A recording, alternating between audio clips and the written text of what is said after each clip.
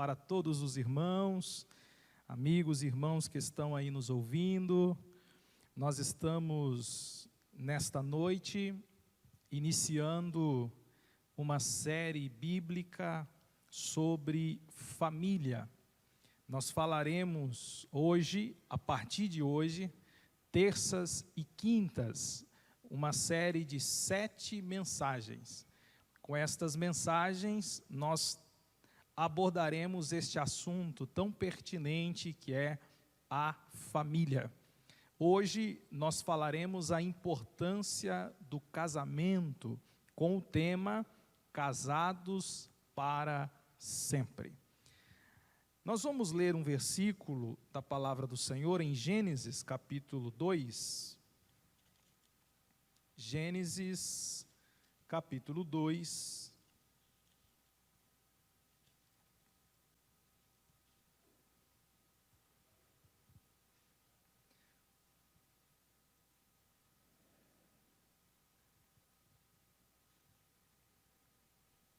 Versículo 21.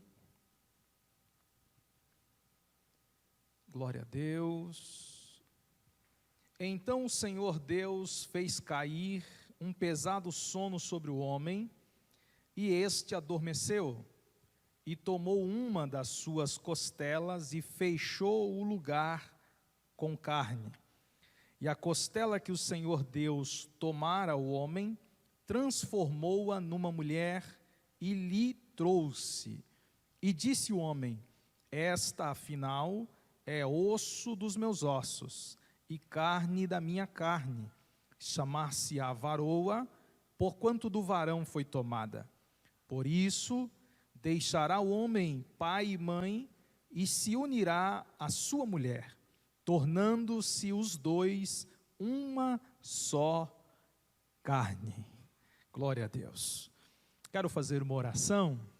Pai, eu te agradeço por essa oportunidade de estarmos aqui, Senhor, iniciando essa série sobre família. Quero lhe pedir graça, entendimento para ministrar aos seus filhos. Senhor, que nesta primeira ministração, as famílias que estão aí, Senhor, em suas casas, reunidas, possam receber esta preciosa palavra. Nos ajuda, Senhor, a ministrar, porque eu sei que o Teu Espírito é aquele que capacita. Então eu lhe peço essa autoridade espiritual para assim falar aos seus filhos. Em nome de Jesus, eu te agradeço para sempre. Amém e amém. Queridos irmãos, hoje o nosso objetivo é falar sobre o casamento. Outras ministrações nós abordaremos o papel da mulher, o papel do homem, o papel dos filhos, falaremos sobre as crises familiares, o perdão, enfim, tem muitos assuntos que nós ainda abordaremos ao longo dessa série. Mas hoje nós estaremos restritos à questão da importância do casamento, porque sem casamento não existe família. A família é fruto de um casamento. Então nós falaremos hoje em primeiro plano sobre a importância do casamento. O que é o casamento? A natureza do casamento e os principais pilares que sustentam um casamento. Oro a Deus para que você consiga entender o que eu quero transmitir. Eu sei que o que eu vou falar não é novidade, porque não é o meu objetivo lhe trazer algo novo. Meu objetivo é lhe renovar a memória acerca dos princípios que você já ouviu e já sabe acerca dessa temática. Se nós fôssemos definir o que é um casamento, nós poderíamos ter muitas definições, mas dentro de uma definição bíblica acerca do que é casamento, casamento é a união entre um homem e uma mulher maduros que deixam emocionalmente e geograficamente seus pais para se tornarem um só. Então, casamento é vocês saírem de um lugar, que é a casa dos pais, e se juntarem, se unirem. e a Bíblia chama essa união de uma carne. Nós vamos falar um pouco mais para frente acerca dessa unidade. Mas o que nós precisamos saber de imediato é que casamento não é uma instituição humana. Não partiu de Adão, o primeiro homem, se casar com Eva. Partiu de Deus formar Eva para juntar-se com Adão. Quando nós olhamos para a Bíblia, nós vamos ver que toda vez que Deus criava alguma coisa, Ele dizia, isso é bom. Todas as vezes. No final da criação, no sexto dia, Deus disse, isto é muito bom. Então, na conclusão de tudo, Deus disse que tudo o que Ele fez é muito bom. Então, dentro desse panorama, Deus agora olha para Adão e vê Adão sozinho. Então Deus, olhando Adão sozinho, Ele diz, isso não é bom. Então a primeira vez que Deus fala que não é bom, quando viu Adão sozinho. Então, para resolver essa questão de Adão estar sozinho, Deus então resolveu tirar de Adão uma auxiliadora, uma adjuntora, alguém que está ao lado. E para colocar ao lado de Adão, ele resolveu então tirar um osso de Adão, que é a costela. Então ele tira este osso de Adão e a partir disso ele forma a varoa, a mulher, a adjuntora, a esposa. Nós vamos falar mais para frente acerca do papel dessa varoa, dessa mulher. E vamos também falar do papel do homem. Mas a questão é o casamento. Então Deus tira a mulher do homem e lhe apresenta. Então Deus foi o primeiro oficiante de casamento. Foi Deus quem casou os dois. Adão não tinha pastor, Adão não tinha padre, Adão não tinha bispo, Adão não tinha nenhum líder religioso que lhe fizesse o casamento. Adão não tinha padrinhos, Adão não tinha testemunhas.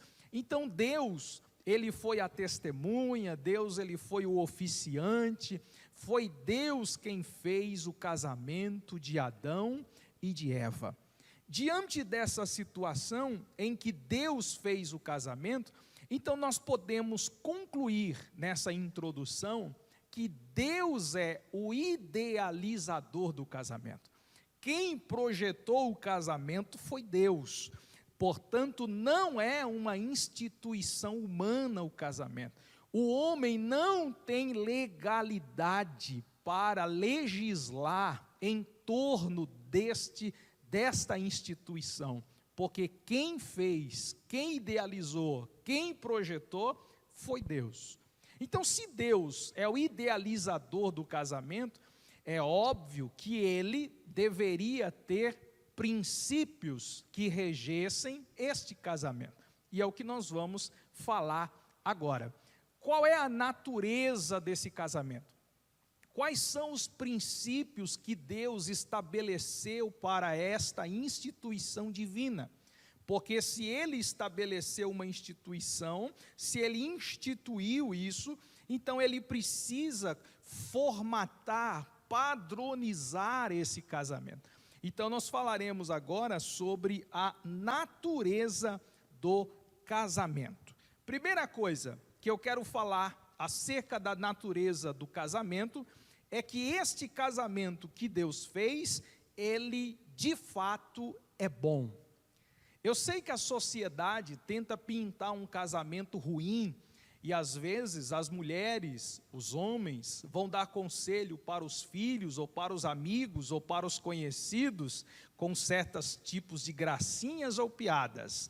Você está feliz? Tá. Então não case. Como se dissesse, o casamento não é bom. Mas essa é a opinião dos outros, porque a opinião de Deus acerca do casamento é uma só: o casamento é bom. Se não é bom o homem ficar só, então é bom o homem casar. É só você entender a lógica do texto. Não é bom o homem ficar só, Então é bom ele estar acompanhado, é bom ele estar devidamente casado. Deus não fez uma união estável dos dois, Deus casou os dois. União estável, hoje nós temos um aparato legal de direitos, apenas de direitos das pessoas. Então quem é casado em união estável, ele tem direito de herança, tem direito de um monte de coisa, como qualquer outro casamento. Mas ele não tem as formalidades de um casamento. Até o nome de quem está numa união estável é o nome de solteiro ainda, porque nem o nome quer trocar. Porque se casar, se separar, fica mais fácil. Então a união estável não é recomendado pela palavra de Deus, e sim o casamento. Porque casar é algo formal, que a pessoa tem que assinar, tem que viver de fato o que a lei e a palavra de Deus ordena. Deus, ele projetou o casamento e disse que é bom. Então, independente do que os outros digam, a Bíblia diz que o casamento é bom. Independente que os homens digam, Deus disse, o casamento é bom. Então eu gostaria de destacar em primeiro lugar, que o casamento continua sendo bom. Segundo, o casamento, ele, segundo a Bíblia, ele é heterossexual. Deus, ele fez macho e fêmea. Eu gostaria de ler um texto com vocês em Mateus 19. Nós vamos lá para Mateus 19. E em Mateus 19 nós temos aqui o Senhor Jesus falando acerca do casamento. Tem muita gente, tem muitos cristãos, que quando vai falar de divórcio, usa esse texto. Mas Jesus, ele nunca quis dar muito ibope para divórcio. Jesus, quando fala de quando ele é questionado acerca do divórcio, ele fala do casamento. Vocês vão perceber que a questão do divórcio é tratada ratificando o casamento. Olha só, vou ler com vocês, capítulo 19 de Mateus. Vamos ler aqui a partir do versículo 3.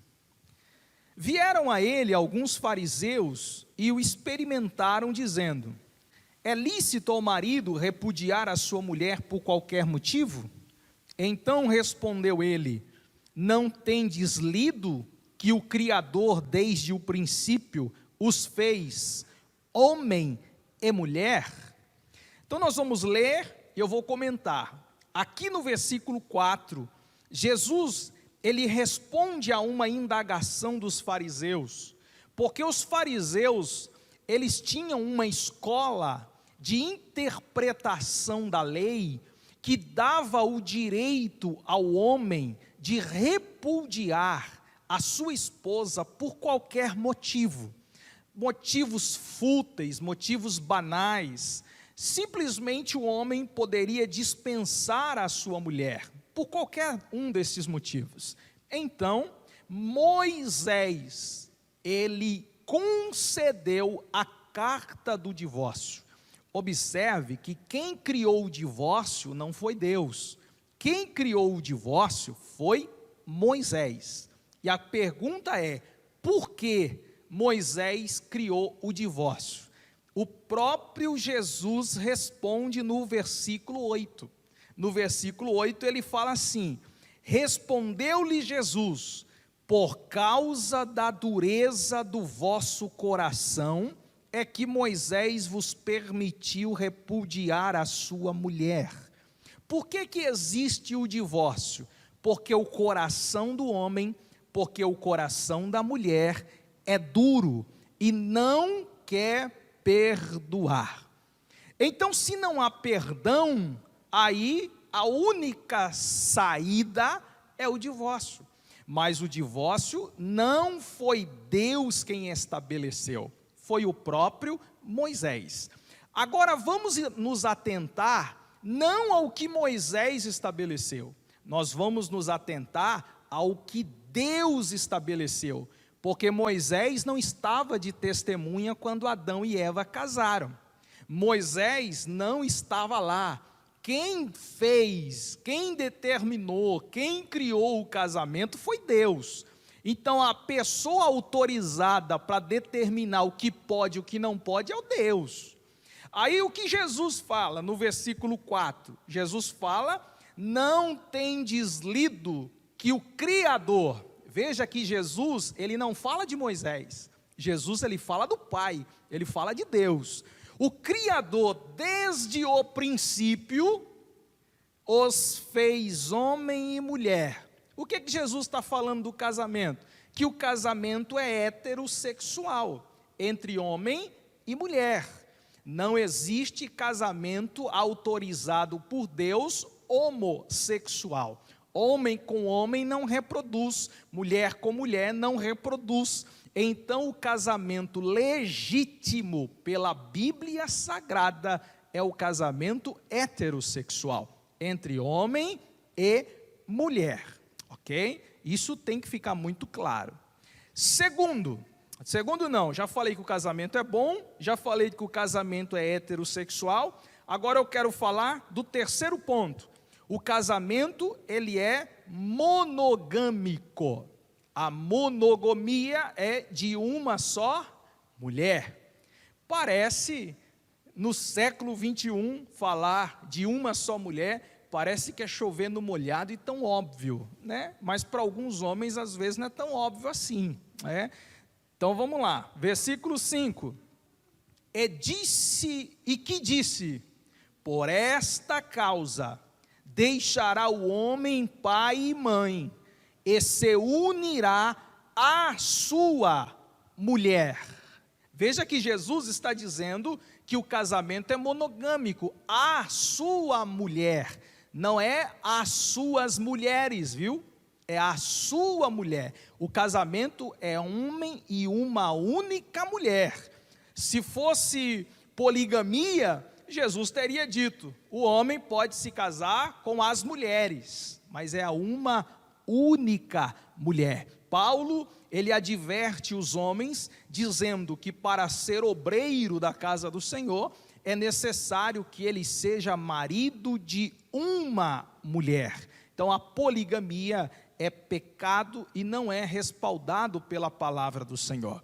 Mas pastor, e por que Salomão tinha 1000 mulheres? E por que Jacó tinha 2 mulheres? Então você está falando de um tempo que não é o tempo referido de Jesus. Qual é o tempo que Jesus está te levando? Jesus não te levou para a lei, Jesus não te levou para Salomão e Jesus não te levou para Jacó. Jesus não te levou para o período patriarcal. Qual foi o período que Jesus nos levou? Para o princípio.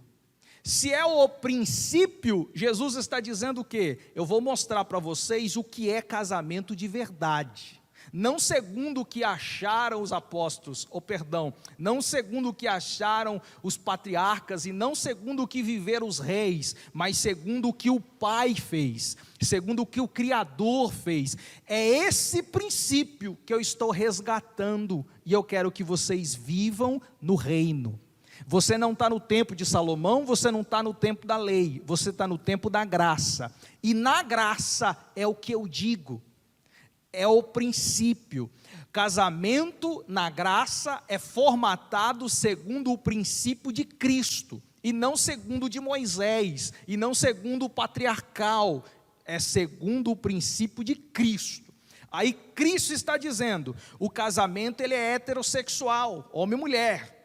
O casamento ele é monogâmico, apegar-se-á à sua mulher.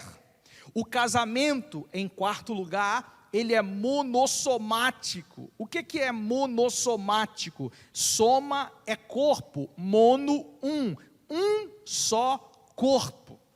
Monossomático quer dizer único corpo, unicidade, é juntar-se e formar um só corpo. Foi isso que Jesus escreveu, disse em Mateus 19, versículo 5 e versículo 6.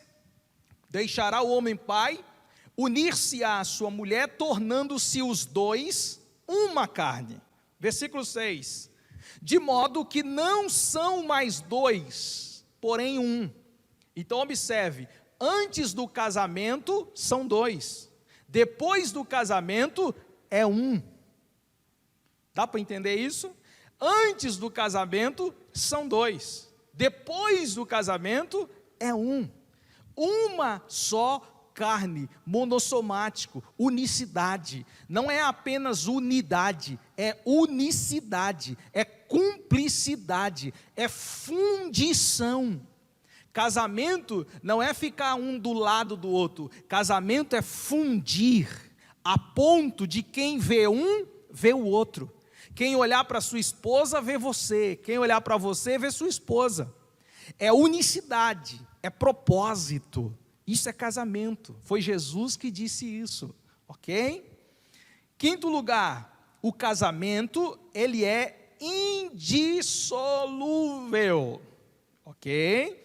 Indissolúvel, Mateus 19, versículo 6, de modo que já não são mais dois, porém uma só carne, portanto, o que Deus ajuntou, o que Deus uniu, não o separe o homem, não separe o ser humano. A palavra homem aqui, ele fala tanto para a mulher quanto para homem, é ser humano. Então o que Deus uniu, não separe o homem. Mas pastor, eu ouço isso todo dia é força de expressão. Mas e se Deus não uniu? Essa pergunta é a famosa pergunta pela tangente. A pessoa quer justificar a separação para dizer que Deus não uniu. De fato, eu não acredito que Deus, ele interfira no casamento de todo mundo como um anjo cupido, porque tem gente que acha que Deus é como um anjo cupido, que fica atirando flechas para que um se apaixone pelo outro. Tem gente que acha que Deus é o santo casamenteiro da Igreja Católica, que fica juntando gente, um com o outro, com todo respeito estou falando, tá bom? Não estou debochando. Quando as pessoas olham para Deus nesse sentido, você vai ter uma visão errada de Deus. Por quê? Porque Deus não instituiu o casamento de um indivíduo específico, ele só fez o de Adão. Aí ele estabeleceu o princípio do casamento e cada um faz sua escolha. Então qual é o segredo do casamento? É saber escolher direito, é saber escolher certo.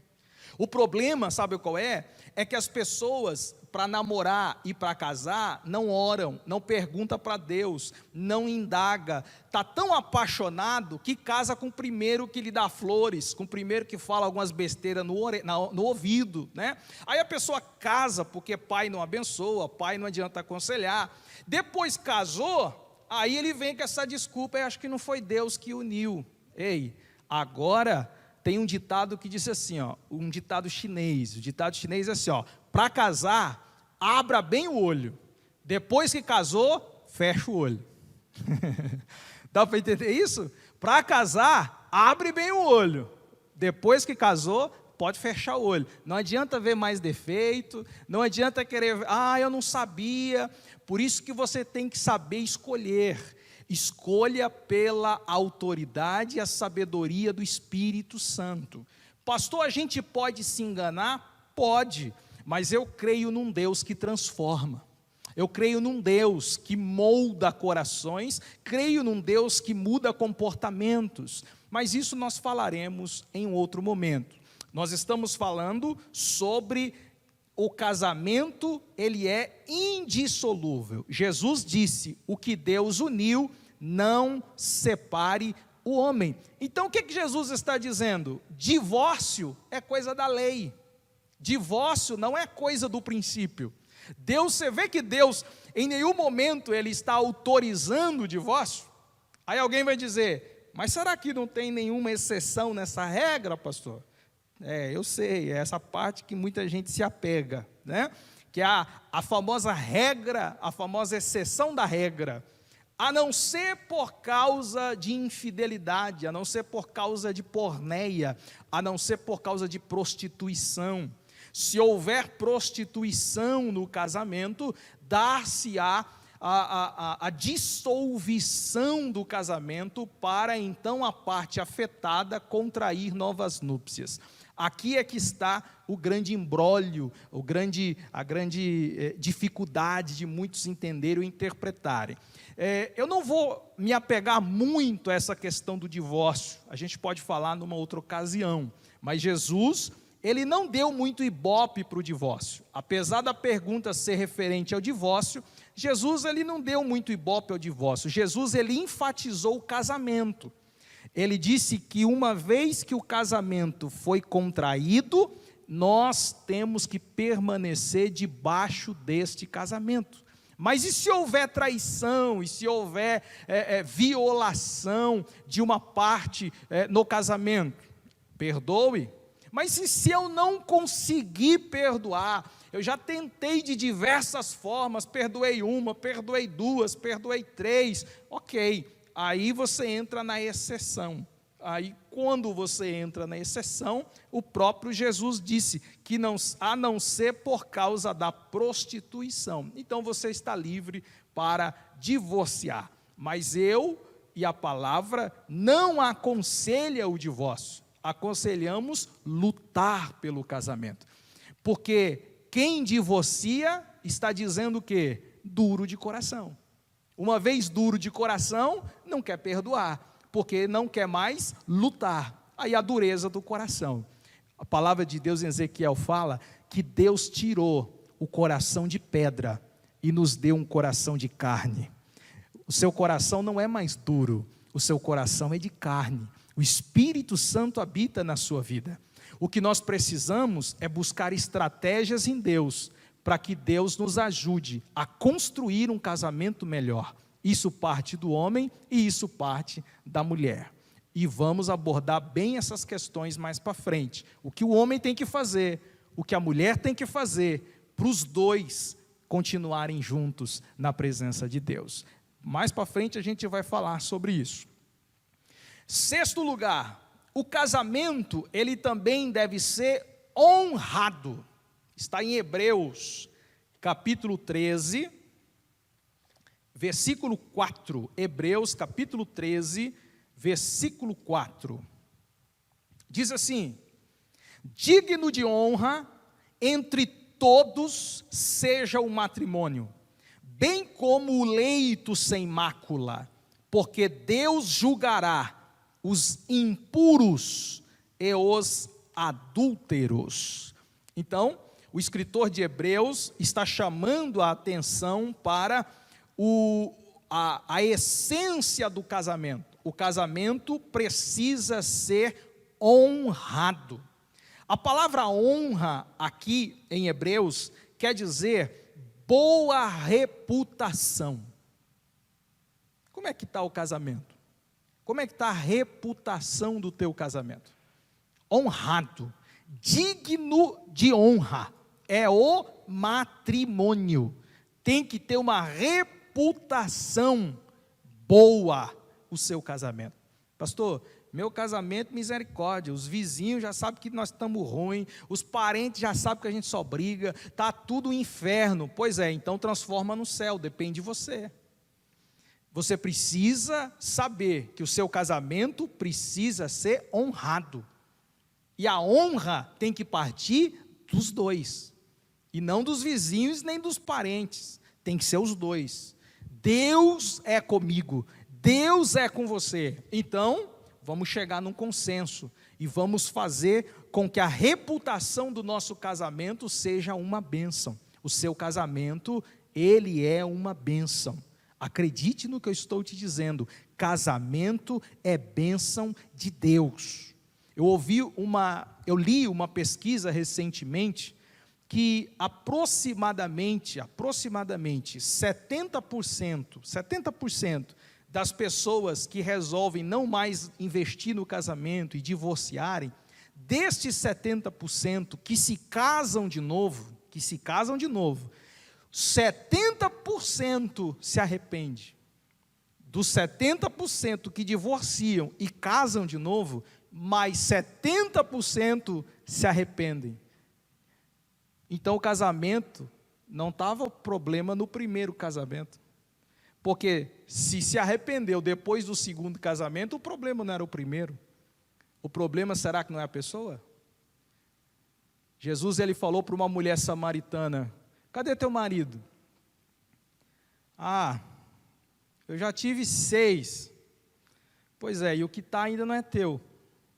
Então, casou 1, casou 2, casou 3, casou 4, casou 5, está no 6º casamento.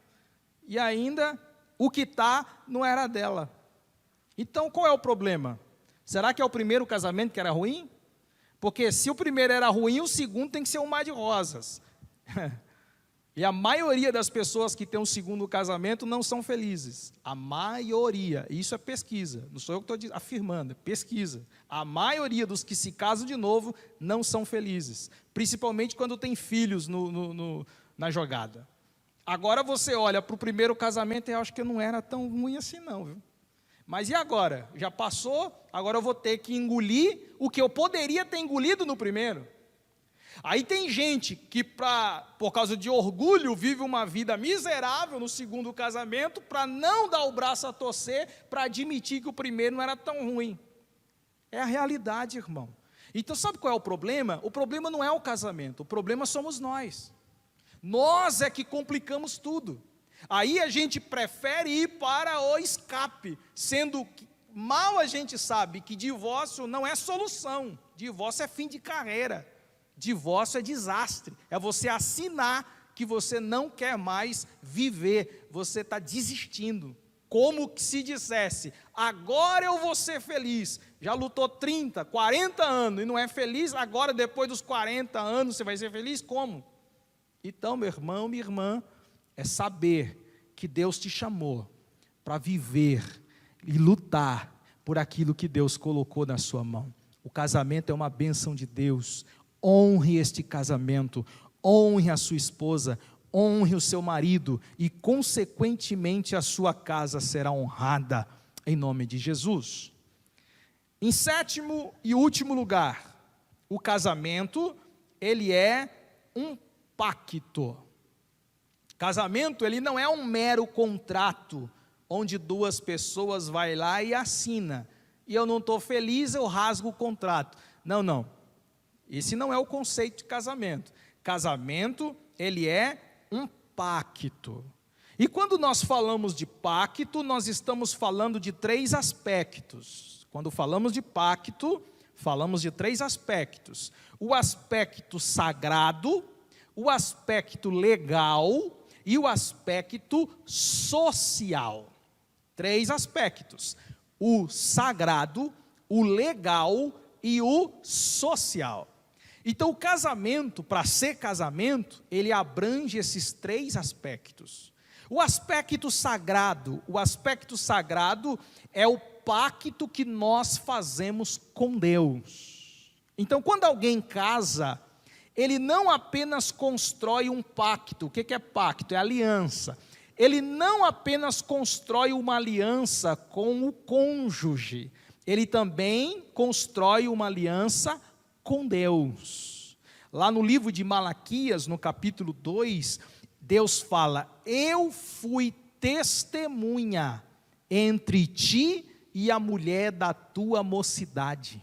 Deus, ele é testemunha do homem e da mulher que se casam. Talvez vocês se casam lá num lugar sem glamour, sem prestígio, sem nada. Talvez quando vocês casam não tem festa, não tem aquelas divulgações, tem nada. É só vocês 2 e o servo de Deus, o pastor ou o padre, o ministro religioso abençoando o seu matrimônio. Independente se tem glamour ou se não tem, Deus é testemunha. Há um pacto que se faz com os céus, há uma aliança que se faz com os céus. E quando nós falamos de aliança, nós sempre olhamos na Bíblia e nós observamos que quando o assunto é aliança, você vai ver, toda vez que Deus faz uma aliança, Deus ele dá um sinal, ele fala suas promessas e ele estabelece testemunhas, sempre, sempre. Toda vez que Deus estabelece uma aliança é assim, Ele dá um sinal. Por exemplo, quando a gente olha para o arco celeste, foi uma aliança que Deus fez com Noé. Ele deixou o arco, ele deixou o sinal, ele falou com Noé, ele lhe deu promessas, e ele deu as testemunhas, que são os filhos de Noé. Então sempre Deus estabelece uma aliança, Deus dá um sinal, uma promessa, e ele estabelece as testemunhas. Casamento, ele cumpre esses 3 requisitos. Por isso é que quando nós vamos casar, nós obedecemos estes protocolos. Normalmente o sinal é a aliança, o anel. Normalmente as promessas são os votos do esposo e da esposa no matrimônio. E quando nós falamos de testemunha, estamos falando dos padrinhos de casamento. Então o casamento ele foi formatado dessa forma por causa dos princípios da palavra de Deus. Você não vai encontrar na Bíblia Deus dizendo, olha, primeiro entra o pai da noiva, depois entra a mulher, depois entra a noiva. Você não vai ver Deus falando isso, porque Deus não está preocupado com essas coisas, isso é coisa para a gente. Mas os princípios de um casamento, na sua liturgia, estão presentes. A troca de alianças, a troca dos votos, isso é bom e não pode acabar não. Isso tem que continuar nos nossos casamentos. Então o princípio sagrado é a aliança que nós fazemos com Deus. Por isso é importante, quando você for casar, você receber a bênção de Deus de um sacerdote, a bênção de Deus de um ministro do Evangelho. Essa é a impetração das bênçãos quando o assunto é sagrado. Segundo, o casamento pactual, além de sagrado, ele é legal. A legalidade do casamento está no cartório, porque é ali que você estabelece, segundo a legislação vigente, o seu casamento. Então você casa pela lei e recebe a bênção sacerdotal. Por isso que tem que ser casado segundo a lei, porque a essência do casamento é legal. A essência do casamento pactual também abrange a aliança com a sociedade. Então veja só, você constrói uma aliança quando vai casar com Deus, você constrói uma aliança com a lei do seu país, e você constrói uma aliança com a sociedade. Então você casado, você deve explicações, digamos assim, para Deus, para a lei e para a sociedade. Tem gente que fala, eu sou casado, ninguém tem nada a ver com a minha vida. Não, temos sim. Você deve explicações para a sociedade. Então, a pessoa que é casado, ela tem que demonstrar isso pelo seu comportamento para com a sociedade também. É a legalidade segundo o pacto social. Então, tendo visto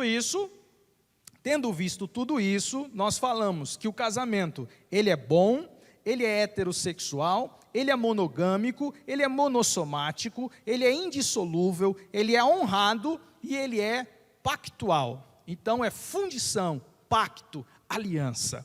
Tendo visto isso, falaremos agora sobre os pilares do casamento. E nós vamos encerrar neste ponto. Quais são os pilares que devem nortear, sustentar um casamento? Vamos a eles. Primeiro pilar, nós olhamos para o texto de Gênesis, capítulo 12, versículo 1. Gênesis, capítulo 12, versículo 1. Quando Deus ele faz um chamado na vida de Abraão, ali Deus, ele chama Abraão para constituir uma nova nação. Essa nação que se multiplicaria e receberia a bênção de Deus e construiria a partir de Abraão muitas famílias. Então, para que uma família seja estabelecida, é necessário, primeiro, o casamento. Então, quando Deus faz o chamado para Abraão, no capítulo 12, no versículo 1, Deus fala para Abraão assim: sai da tua terra, da parentela e da casa do teu pai, e vai para a terra que eu te mostrarei. Então veja só, para você constituir uma família, você primeiro tem que sair da tua terra, você tem que sair da casa do pai. Quando Deus fez Adão, ele disse: deixará pai e mãe e se unirá à sua mulher. Isso é deixar a terra, é deixar a parentela. Agora, como é que o princípio do casamento, para ser bem sucedido, ele tem que ser obedecido? É necessário ter essa integração. O que é integração? É o processo pelo qual um estrangeiro passa a se adaptar a uma comunidade ou nação. Então veja só, integração, anote essa palavra, integração. É alguém que é estrangeiro, que sai do seu habitat, sai da sua terra e vai para uma terra diferente e passa a se adaptar nela. Dá para entender o que é casamento? É você sair da terra do pai, é você sair da terra da mãe, como um estrangeiro, e entrar numa terra totalmente nova, totalmente estranha, chamada casamento. E nessa terra, você tem que se adaptar. Você tem que se adaptar na terra. Mas sabe qual é o problema? É que ninguém quer integrar. O estrangeiro sai da casa do pai, sai da casa da mãe, mas leva a mãe junto, leva o pai junto, leva os costumes junto, leva os hábitos junto, leva todos os parentes junto, leva o cunhado, o periquito, o papagaio, leva tudo. Aí quer construir um novo começo, quer construir uma nova história com os hábitos e costumes de antigamente. Então o que Deus nos ensina? Para que um casamento seja bem sustentável, o primeiro pilar que você tem que obedecer é a integração. É você saber que o casamento é um processo de adaptação. E eu preciso desapegar. Desapegar. Consegue entender essa palavra? Você tem que se desapegar da vida de solteiro, você tem que se desapegar dos seus costumes de antigamente, você tem que se desapegar das suas rotinas, você tem que se desapegar os seus hábitos, você tem que se desapegar da comida da mãe, tem que se desapegar da comida do pai, tem que se desapegar do carro do pai, não é? Desapegar, agora é vida nova, é você e ela e você, acabou. Quando a Bíblia fala deixar pai e mãe, não quer dizer que você não pode ligar para ela, não quer dizer que você não pode mandar uma mensagem, não quer dizer que você não pode visitar, não quer dizer que você tem que cortar os relacionamentos. A Bíblia não fala isso. A Bíblia manda se desapegar dos costumes da casa do pai. Quando fala de casamento, é você abandonar tudo para trás e viver um novo núcleo familiar. É exatamente o que é casamento. Novo núcleo familiar. Hoje você vai constituir uma família, não mais segundo os costumes de antigamente, mas agora segundo a direção que Deus está pondo na sua vida. Então, quando você impõe os limites, você não aceita mais influência externa. Agora é você e ela e você. Você está diante de uma nova terra, chamada casamento, agora é entre vocês dois, é dali para frente, o que passou, passou, a emoção, o sentimento, a gratidão vai sempre durar a vida toda, agora o relacionamento agora é baseado na vida dos dois. E o grande desafio de Abraão, é o que muitos não querem viver, o desafio de andar pela fé. Esse é o desafio. Qual é o maior desafio do casamento? Andar os dois juntos pela fé. É difícil, gente, porque a fé, ela não está condicionada ao que eu vejo, ao que eu toco, ao que eu vivo. A fé é transcendental, é você acreditar em Deus, confiar em Deus em todo o tempo. O grande desafio de um casamento é saber que o homem e a mulher vivem pela fé. E viver pela fé é entender que o um depende do outro. Abraão dependia de Sara. Será que Abraão olharia para Sara e dizer: olha, Sara, Deus falou comigo que me daria filhos, então você já está velha, está com 90 anos, não quero mais você.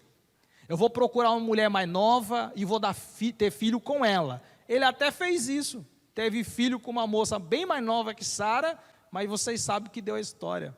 Deus ficou em silêncio com Abraão 13 anos, pela besteira que fez. Porque a de 90, que era a dele, e não a de 30. Né? Está entendendo o recado ou não? É a tua mesmo. Agora tem gente que é assim, irmão. Tem gente que casa, usa. Quando está 50, quer trocar duas de 25. Rapaz, toma vergonha na sua cara. É essa que Deus te deu. É com ela que você tem que ir até o fim. A promessa de Deus na sua vida é com Sara. A promessa de Deus na sua vida é com a sua esposa. Não tem outra, é ela. Mas sabe qual é o problema? É que a gente tem a síndrome de Abraão. Talvez com a outra a promessa se cumpra. Tem gente que acha que com o outro as coisas vão melhorar. Com a outra as coisas vão melhorar. Mas melhorou na vida de Abraão? Não, só piorou. O menino que nasceu hoje é uma das maiores potências que luta contra o filho legítimo de Abraão até hoje, Ismael e Isaque. Os palestinos e judeus brigam até hoje. Abraão ficou 13 anos sem Deus lhe dirigir a palavra. Sara brigou com a mulher. Enfim, só guerra, só confusão. Por quê? Porque ele achou que a outra que era dele. Não, a outra não era dele. A dele era a velhinha Sara. É velhinha, mas é a mulher que Deus deu. É velhinho, mas é o homem que Deus deu. Cuida dele, cuida dela, diz o Senhor. Aleluia.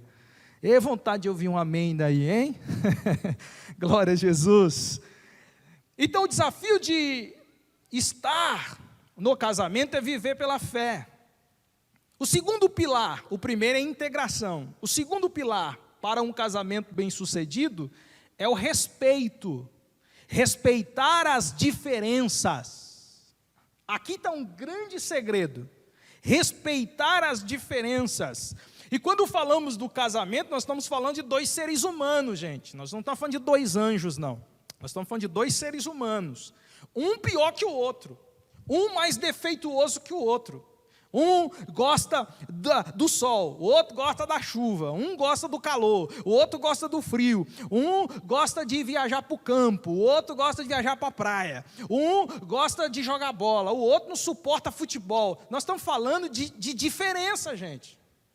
Nós não estamos falando de igualdade. Casamento já é, por natureza, diferente mesmo. Por isso que Deus falou, homem, mulher. Só o fato de ser homem e de mulher, já temos aí 1 milhão de diferenças. Diferenças no corpo, diferenças no pensamento, no jeito de falar, no jeito de raciocinar, no jeito de ver a vida. Tudo já vê, tudo diferente. Agora pega mulheres e mulheres diferentes uma da outra, homens e homens diferentes um da outra, hábitos alimentares, nós falamos de condições sociais, um tem uma condição melhor do que o outro, um tem mais dinheiro do que o outro, aí casa, joga todo mundo no mesmo lugar. Se não tiver disposto a adaptar-se, e se não tiver respeito, não dura um mês, não dura. Quando você entrar no mesmo teto dessa pessoa que você só conheceu no namoro, porque no namoro tudo é lindo, no namoro tudo é bonito. Qual é o namorado que vai querer desapontar a namorada? Nenhum. Tudo são flores, tudo é bombom, tudo é chocolate, mas põe no mesmo teto. Coloca os dois no mesmo ambiente. Aí a história muda. Lá atrás, os bichinhos eram tudo pequenininho, né? Agora casou, os bichos aumentou tudo, é ou não é?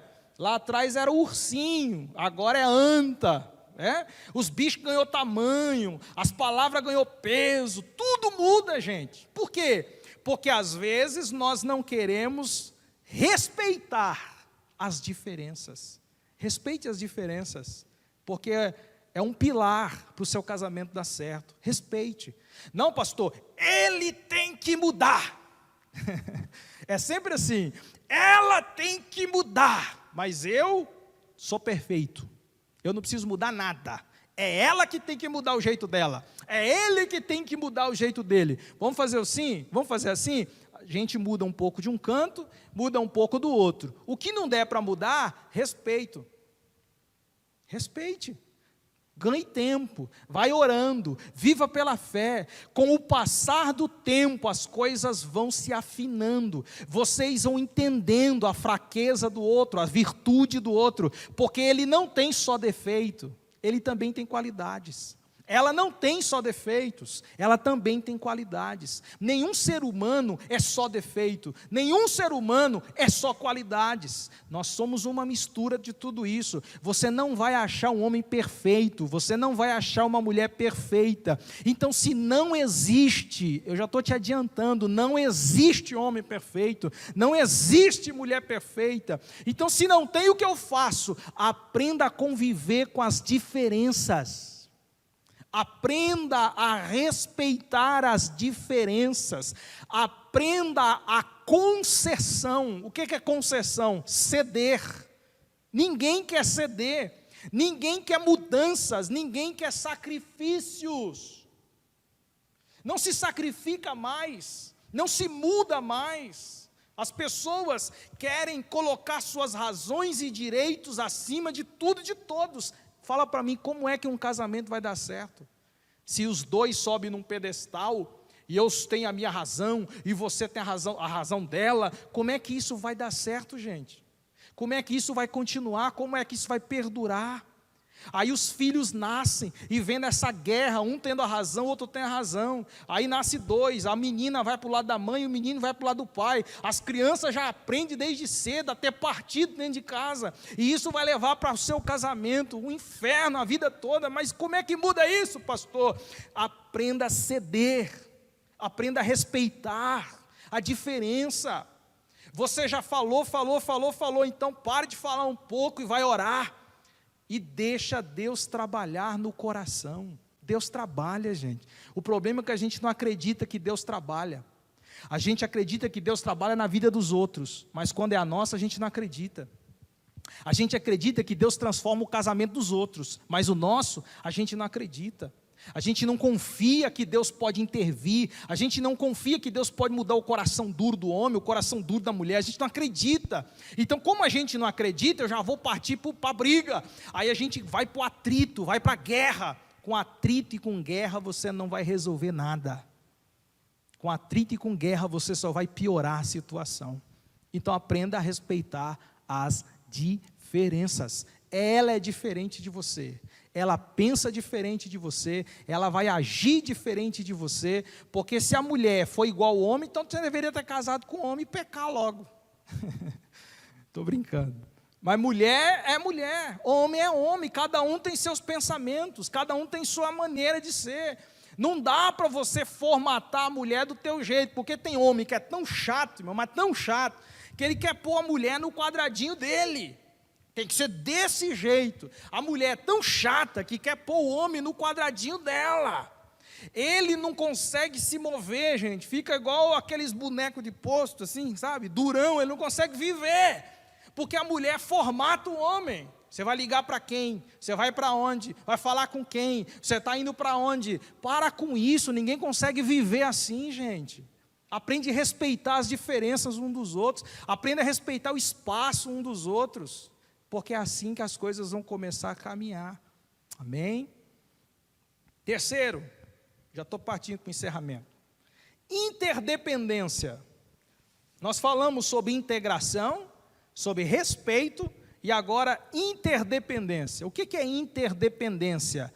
É depender um do outro. É prestação de contas, como se fosse uma sociedade. Interdependência. Dependência é algo um pouco abaixo, digamos assim, de interdependência. Interdependência é o estado ou qualidade de duas pessoas ligadas entre si por recíproca dependência. Então, alguém que depende um do outro, estão ligados entre si e realizam as mesmas finalidades e cooperam para o mesmo propósito. Para que Deus uniu Adão e Eva? Para os dois cumprir um propósito. Para que Deus uniu você e a sua esposa? para cumprir um propósito. Isso é interdependência, por isso que vocês são um. É para um só propósito. Mas sabe quais são as situações do casamento atual?